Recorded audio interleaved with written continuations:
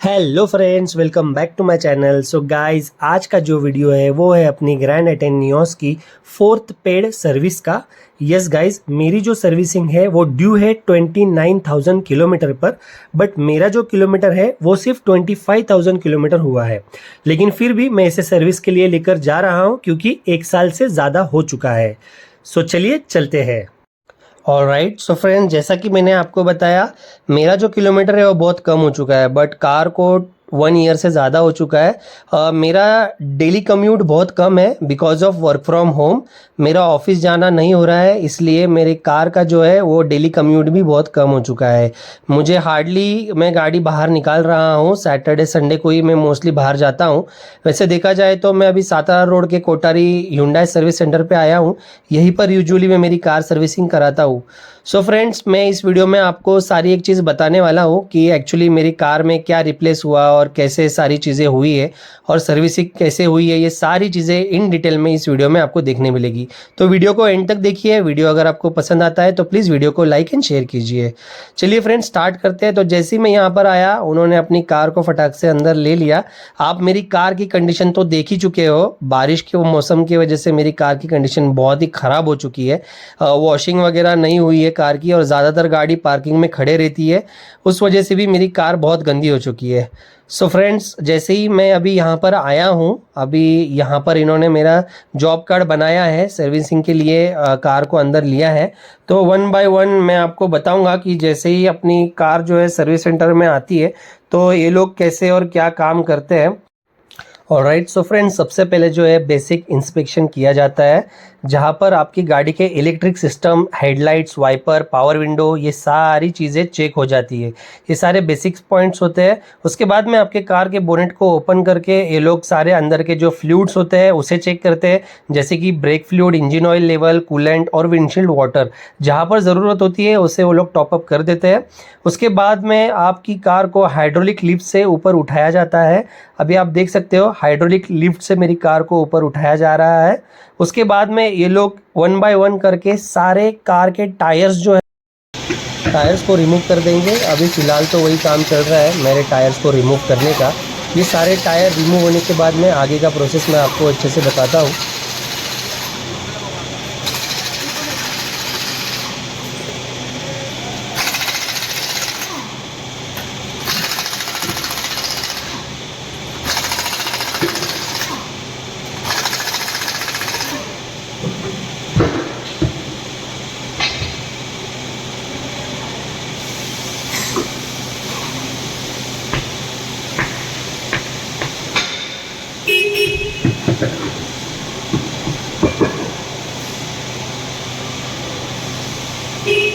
Alright, so friend, जैसे ही आपकी car को ऊपर लिफ्ट किया जाता है, तो जैसे कि मैंने आपको हर एक वीडियो में बताया हुआ है कि जब भी आपकी कार को ऊपर लिफ्ट किया जाएगा, आप आपका मोबाइल ऑन कीजिए और कार के नीचे से एक वीडियो शूट कीजिए, ताकि आपको आपकी अंडर बॉडी कैसी है, क्या है, समझ में आएगा। कहीं पर आपकी कार लगी तो नहीं है, सारी चीज़ें आप देख सकते हो, क्योंकि ये कार लिफ्ट होना बहुत कम होता है।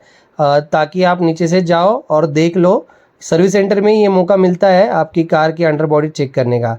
तो अभी फ़िलहाल तो फ्रेंड्स देखिए, इंजन ऑयल फ़िल्टर का निकाला जा रहा है और मेरे जो है ब्रेक पैड्स को क्लीन किया जा रहा है, रियर ड्रम ब्रेक, कैलिपर्स, और इसे अच्छे से कपड़े से भी क्लीन किया जाएगा। बहुत ही अच्छे से कपड़े से क्लीन किया है और पूरा हवा मारकर उसके अंदर की जो भी धूल मिट्टी थी उसे भी उन्होंने निकाल दिया है।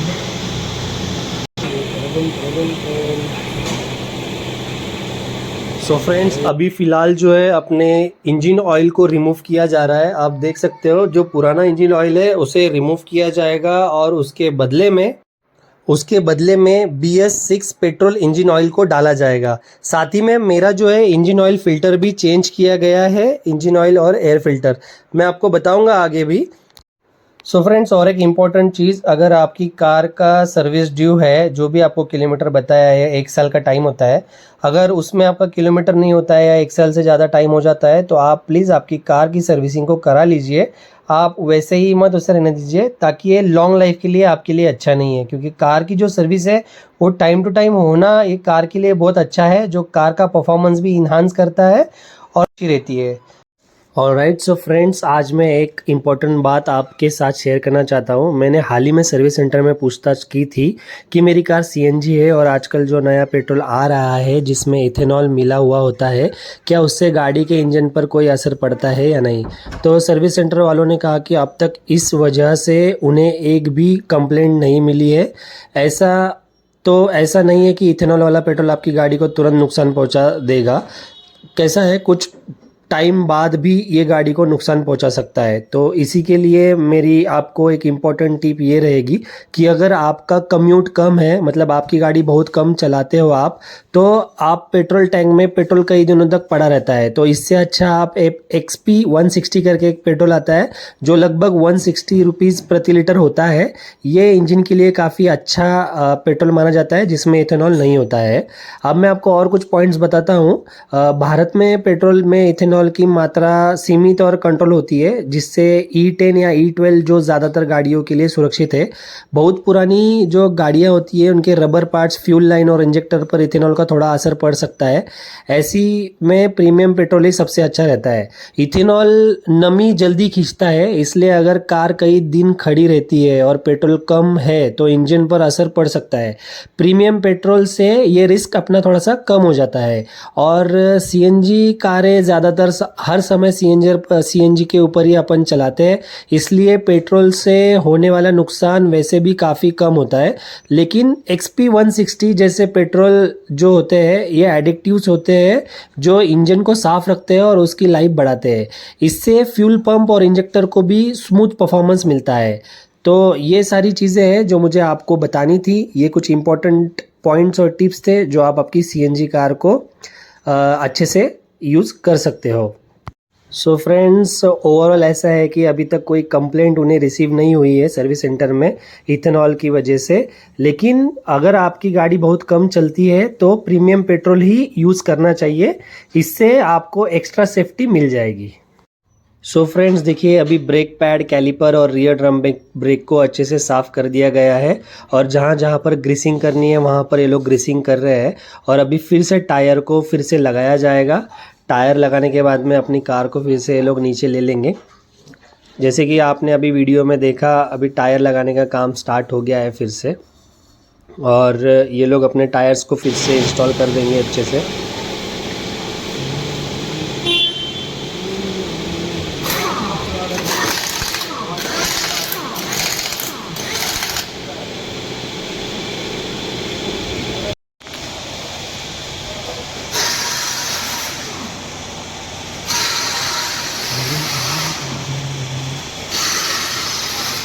ऑलराइट सो फ्रेंड्स, अभी देखिए अपना जो है इंजन ऑयल फ़िल्टर जो है वो पुराना वाला निकाल दिया है। अब उसकी जगह पर ये नया वाला इंस्टॉल कर रहे हैं।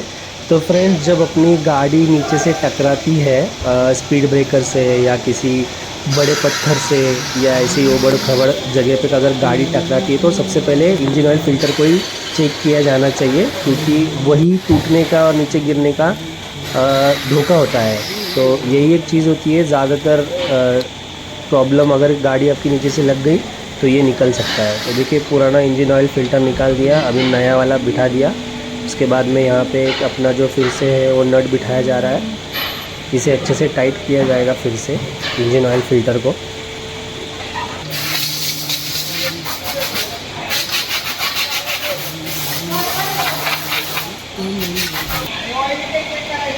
सो फ्रेंड्स, अभी अपनी कार को नीचे लेकर आ गए हैं हाइड्रोलिक लिफ्ट से।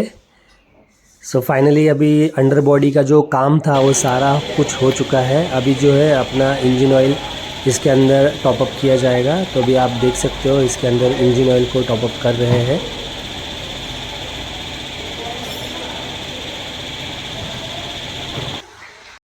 सो फ्रेंड्स, टोटल 3.5 लीटर का इंजन ऑयल इसमें डाला गया है।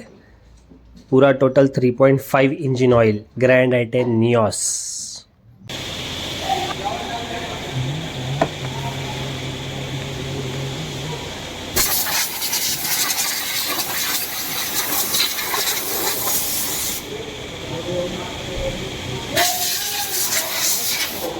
ऑलराइट सो फ्रेंड्स, अभी यहाँ पे इंजन बे को क्लीन कर दिया है और इसके अंदर नया एयर फिल्टर इंस्टॉल कर दिया है।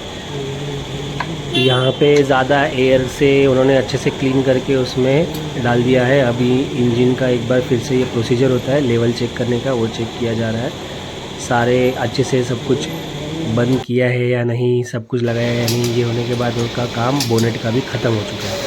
फिर से थोड़ा सा अपने जो है जो नट्स होते हैं उनको कसा जाता है। और राइट, सो फ्रेंड्स, अभी जो है अपने सारे कार के डोर्स में ग्रीसिंग लगाया जा रहा है ताकि ये जो डोर होते हैं ये अच्छे से स्मूथली ओपन एंड क्लोज हो सके। तो ग्रीसिंग लगाने से इसमें काफ़ी फ़र्क आ जाता है। जो डोर आपका जल्दी लगता नहीं है, वो ग्रीसिंग लगाने के बाद काफ़ी ईजीली और स्मूथली डोर आपका क्लोज हो जाता है। और फ्रेंड्स, इस बार जो है मेरा जो है एसी फ़िल्टर जो है बाहर का वो मैंने चेंज किया है, बट इन लोगों ने अंदर का जो अपना नीचे होता है वो चेंज नहीं कराया क्योंकि उसका कंडीशन अच्छा था। उसे सिर्फ क्लीन करके फिर से लगा दिया है एसी फ़िल्टर। तो अभी अगर मेरा ज़्यादा किलोमीटर अगर हो जाएगा तो मैं उसे खुद ही अपने आप ही चेंज कर लूँगा। वो ईजी है, आप उसको खुद भी चेंज कर सकते हो। सो फ्रेंड्स, अभी जो है इस बार मैं अपनी कार का व्हील अलाइनमेंट नहीं करा रहा हूँ क्योंकि मेरा वैसे भी कोई ज़्यादा किलोमीटर नहीं हुआ है। अगर आपकी गाड़ी का ज़्यादा कम्यूट है तो आप ज़रूर आपका कार को व्हील अलाइनमेंट करवाइए, वो आपकी कार के लिए अच्छा रहता है।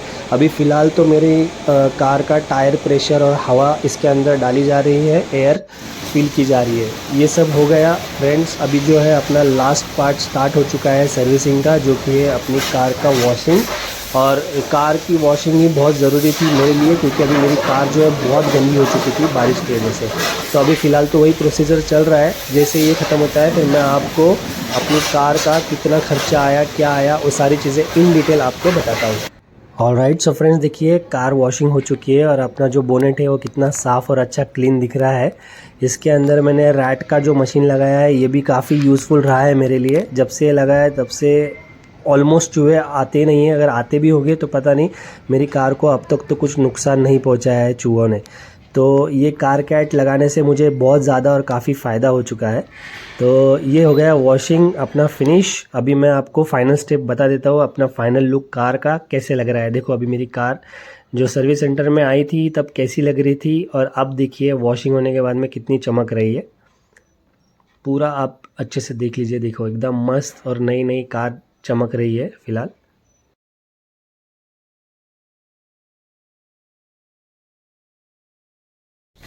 ऑलराइट, तो फ्रेंड्स, अभी तो आप देख सकते हो गाड़ी में क्या क्या काम हुआ है।